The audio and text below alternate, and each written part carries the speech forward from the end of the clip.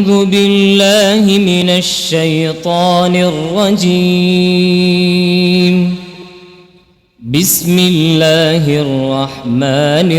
الرحيم. طه ما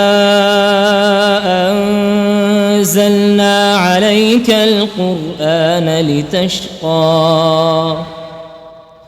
إلا تذكرة لمن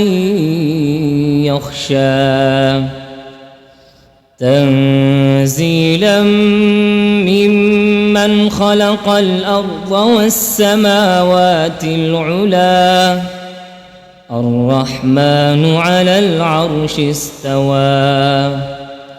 له ما في السماوات وما في الأرض وما بينهما وما تحت الثرى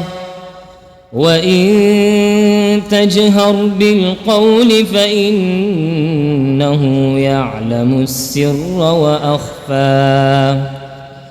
الله لا إله إلا هو له الأسماء الحسنى وهل أتاك حديث موسى إذ رأى نارا فقال لأهلهم كثوا إني آنست نارا لعلي آتيكم منها بقبس أو أجد على النار هدى فلما أتاها نودي يا موسى إني أنا ربك فاخلع نعليك إنك بالوادي المقدس طوى وأنا اخترتك فاستمع لما يوحى إنني أنا الله لا إله إلا أنا فاعبدني وأقم الصلاة لذكري إن الساعة آتية أكاد أخفيها لتجزى كل نفس بما تسعى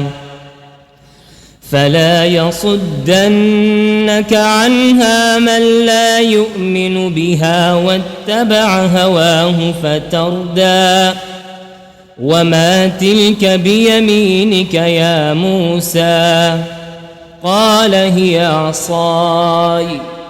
أتوكأ عليها وأهش بها على غنمي ولي فيها مآرب أخرى قال ألقها يا موسى فألقاها فإذا هي حية تسعى